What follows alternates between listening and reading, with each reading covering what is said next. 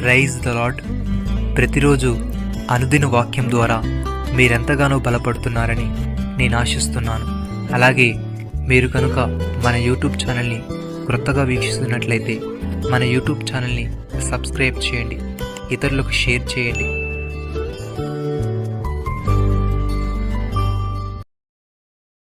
యెహోవా వాక్కు ఇదే, నిన్ను రక్షించుటకు నేను నీకు తోడై ఉన్నాను. నేను చెదరగొట్టిన జనములన్నిటినీ నేను సమూల నాశనము చేసేదని గాని నిన్ను సమూల నాశనము చెయ్యను. అయితే ఏ మాత్రమును నిర్దోషిగా ఎంచకుండానే నిన్ను మితముగా శిక్షించదును. ఇర్మియా గ్రంథము 30వ అధ్యాయము 11వ వచనము. ప్రియమైన సహోదరి సహోదరులారా, దేవుడు ఇజ్రాయేలీలతో ఈ మాట పలుకుచున్నాడు. ఇజ్రాయేలీలు తప్పు చేసినప్పుడు దేవుడు వారిని శిక్షించాడు, కానీ వారిని సమూల నాశనము చేయలేదు. మరియు నిన్ను రక్షించుటకు నేను నీకు తోడై ఉన్నానని ఇక్కడ వాగ్దానం ఇస్తున్నాడు. భక్తుడి విధంగా అంటున్నాడు, నా కుమారుడా, ప్రభు చే శిక్షను తృణీకరించకము. ఆయన నిన్ను గద్దించినప్పుడు విసుకకము.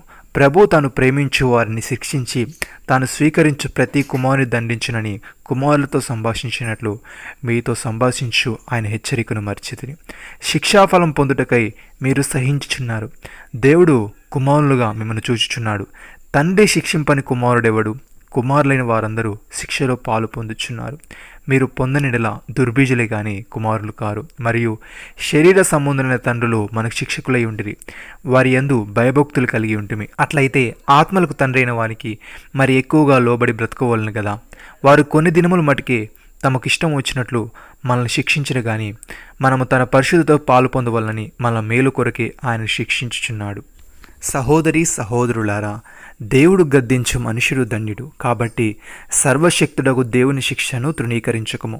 ఆయన గాయపరిచిన గాయమును కట్టును, ఆయన గాయము చేయును, ఆయన చేతులే స్వస్థపరచును. 6 బాధల నుండి ఆయన నిన్ను విడిపించును. 7 బాధలు కలిగినను నీకే కీడు తగులదు. క్షామకాలమున మరణము నుండి, యుద్ధమున ఖడ్గబలము నుండి ఆయన నిన్ను తప్పించును. నోటి మాటల చేత కలుగు నొప్పి నీకు తగలకుండా ఆయన నిన్ను చాటు చేయును. ప్రళయము వచ్చినను నీవు దానికి భయపడవు. ప్రియమైన సహోదరి సహోదరులారా, నీవు బ్రతుకు దినములన్నిటను ఏ మనుష్యుడును నీ ఎదుట నిలవలేకయుండును. నేను మోషేకు తోడైనట్లు నీకును తోడైందును. నిన్ను విడువను, నిన్ను ఎడబాయను.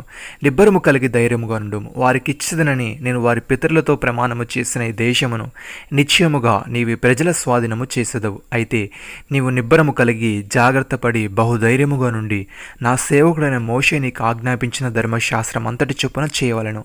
నీవు నడుచు ప్రతి మార్గమున చక్కగా ప్రవర్తించినట్లు నీవు దాని నుండి కుడికి గాని ఎడమకు గాని తొలగకూడదు. ఈ ధర్మశాస్త్ర గ్రంథమును నీవు బోధింప తప్పిపోకూడదు. దానిలో వ్రాయబడిన వాటన్నిటి ప్రకారము చేయుటకు నీవు జాగ్రత్త పడినట్లు దివారాత్రము దాన్ని ధ్యానించినట్లా నీ మార్గమును వర్ధిల్ల చేసుకుని చక్కగా ప్రవర్తించదవు.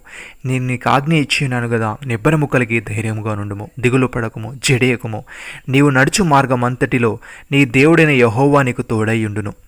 ప్రియమైన సహోదరి సహోదరులారా, నిన్ను ఏమాత్రమును విడువను, నిన్ను ఎన్నడూను ఎడబాయను అని ఆయనే చెప్పాను కదా. కాబట్టి ప్రభు నాకు సహాయుడు, నేను భయపడను, నరమాతుడు నాకేమి చేయగలడు అని మంచి ధైర్యముతో చెప్పగలవారమై ఉన్నాము. నమ్మిన వారు నాతో కలిసి ప్రార్థనలో ఏకీభవించండి. మమ్మల్ని మికిలిగా ప్రేమిస్తున్న మా ప్రియ పరలోకపు తండ్రి, మీరు మాకిచ్చిన వాగ్దానమును బట్టి మీకు స్తోత్రములు. దేవా, నీవు చేయి శిక్షను మేము తృణీకరించక, నీవు గద్దించినప్పుడు మేము విసుకక, నీకు లోబడి ఉండి నీ పరిశుద్ధతలో పాలు పొందే భాగ్యమును మాకు దయచేయమని, నిన్ను ఏమాత్రమును విడువను, నిన్ను ఎన్నడను ఎడబాయను అని నీవే చెప్పావు గనుక ప్రభు నాకు సహాయుడు, నేను భయపడను, నరమాత్రుడు నాకేమి చేయగలడు అని మంచి ధైర్యముతో మేము చెప్పగలవారమై ఉండుటకు సహాయము దయచేయమని, మహిమ ఘనత ప్రభావాలు మీరే పొందమని ప్రభువైన యేసుక్రీస్తు నామములో ప్రార్థిస్తున్నాము తండ్రి. ఆమేన్.